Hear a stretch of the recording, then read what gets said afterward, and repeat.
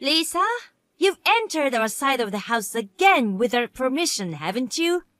Sure, it is a shared house, but there are 2 areas for 2 families, and we have promised each other privacy, haven't we?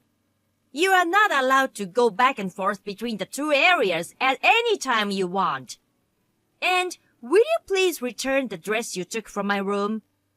Your dress? I didn't do anything with it. Anyway, it's not right for a wife to wear such a gorgeous wine red dress with fancy embroidery. A married woman should dress more modestly and neatly. Lisa, I haven't told you what kind of dress is missing. As you know, I work in the apparel industry and have a lot of clothes. I have dozens of dresses. But you accurately described that particular missing dress. It's like you're confessing that you took it. I think that's just a coincidence. Oh, wow. You have superpower or something? I should ask a mystery magazine for an interview. I have some friends in that area, and you like to stand out, don't you? Okay. I'll just give it back. Later. Thank you very much. It'll be great if you return it today. Today? Yes. I was going to wear it tomorrow to see a play with my friends. I didn't lend it to you to wear, and it doesn't fit in the first place. Well, I'm starting to doubt your words. Will you return it right now? All right. You're really a cocky woman. Emma, lately I've been thinking. You need to quit your job. What? What are you talking about? I was surprised when I opened my phone during my lunch break. I have given a lot of thought about why you, a housewife, are so cocky. And I came to a conclusion.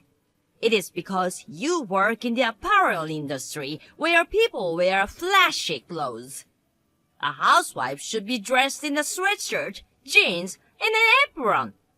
Aren't you a housewife too, Lisa? You have a lot of gorgeous clothes. It's fine with me, because my 2 boys, Mike and Chris, they both have good taste in clothes and actually work in the apparel industry. It would be a disservice to them and the world if I, their mother, were not a fashion-conscious and attractive woman. See? That's why it's fine with me. So, you think their wives do not need to care about fashion? Yes, especially you. No need to dress fancy while training as a wife. Huh? Training as a wife? I'm going to train you to be a decent wife for our family. You are to sleep in our side of the house from tonight. Oh, in addition to that, submit your resignation to the company before you come home. Nonsense. Huh? I have to go to a client after lunch, so goodbye for now. How rude! Do you think you can talk like that to your mother-in-law? I plan to start your training tomorrow, but I've changed my mind. It starts today, so be prepared when you come home. Emma? I thought you didn't come home last night, but I saw your car. You must have come home very late, sneaking around and hiding to escape training. You're really pathetic. I'm coming over there right now. I told you yesterday that I was going to start training, Emma. Still, you have such nerves sleeping in as if it were a holiday. I was right to bring a bucket of water just in case. Splashing you in bed should have been enough of a lesson this time of year. Now that the bed is soaked, you can't go back to sleep. Oh, I know. I'll do this every morning. It's a perfect way to start a day of wife training. Don't you think so, Emma? Right, it's settled. I'll pour a bucket of water over your head to wake you up every morning. Huh? Lisa? All right now, get up and come to the kitchen on our side of the house. I didn't make it home last night because I was on a business trip. Huh? After yesterday's line, I flew to a branch office in New York. So I'm at a hotel in New York right now. New York? On a business trip? Didn't I tell you? What are you talking about, Emma? Your car is in the garage. I didn't use it yesterday, so it must have been sitting there all day. Huh? But you always sleep on the waterbed in the room next to the living room, don't you? I thought you were there a while ago. Maybe that's Chris, isn't it? Huh? Chris? Both Mike and Chris are off today. Chris called me last night and said that he's coming to play a game with Mike and would stay the night. Huh? Also, he asked me if he could sleep on the waterbed. I said okay, no problem, since I'll be away from home. Huh? Then who did I pour water on? I strongly suggest that you go and find out immediately who you poured a bucket of water on. Oh no, it can't be! Emma, I can't believe you haven't come home yet when the family is going through such a hard time. You are the one causing trouble for Chris. Will you please stop blaming others when it's your fault? If you had quit your job and done the wife training, I would have been the one soaked with a bucket of water this morning. Is that what you think? That's right. That's what was supposed to happen. It was a wife training. You were supposed to take that. But you escaped and... Chris apologized to me over the phone. Huh? He said he's leaving the company because of that. What? What do you mean?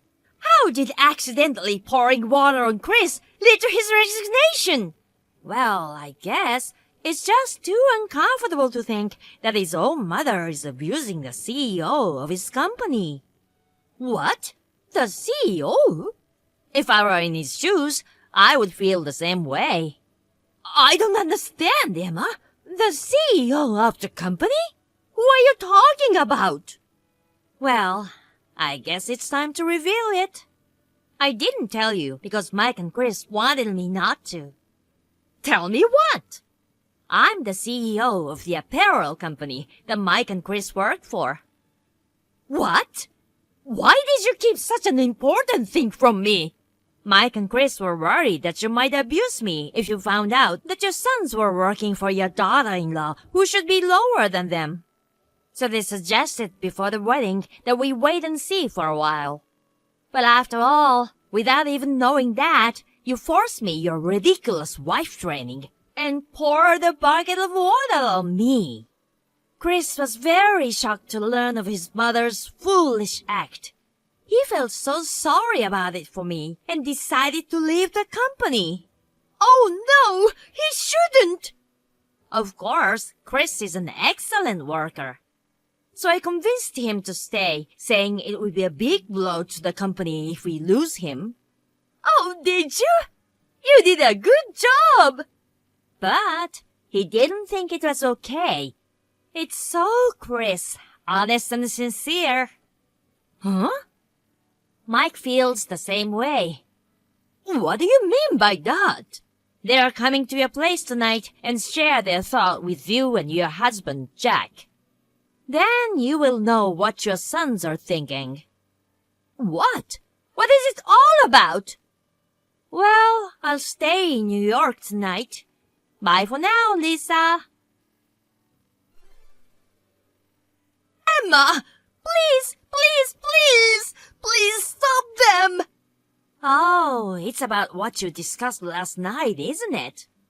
Chris says he's leaving home and marrying his girlfriend to avoid me bullying his future wife. And Mike says he will stop living together at the end of this month. Naturally. That's the way it will be. On top of that, Jack says he's divorcing me. Yes, I've already heard about it. His decision surprised me too, but I wouldn't blame him. Why? Don't you understand? I don't understand. We've always been a happy family. Is that really so? Huh? I can't say much because I only know what I heard from Mike and Chris. But Lisa, have you ever wondered if you have done your part properly as a mother and a wife in your family? I've been always perfect. Well, seems like you didn't learn anything. What? Well, I think you wouldn't listen to me anymore, so I'll shut up. What? What is that? Who do you think you are? Answer me, Emma. I'm not gonna tell you because I think it's best for you to figure it out for yourself. What? I won't go to your place anymore because our living together will end soon. Wait a minute. I'll forgive and forget and let you free from the wife training. So just convince them to change their minds. I'll even try to get along with you from now on. We should keep living together. I think that's your problem, isn't it? What? I know it's a little early to say this, but thank you very much for everything. Emma, wait! Goodbye. After that, we put an end to sharing house without ever speaking to each other. According to Mike, Lisa is a bad example of a woman in a wealthy family who has been spoiled to become a terrible person. That's what he said. I couldn't help but feel sorry for him, thinking how difficult it must have been to have such a mother. A few weeks later, Lisa and Jack divorced. Lisa went back to her parents' house in the countryside, where people are old-fashioned and not very kind to an elderly woman returning from a divorce. Currently, she leads a very reserved life, being treated like trash by her brother, the head of the house, and his family. Chris married shortly after his parents divorced. Lisa learned of this after the wedding.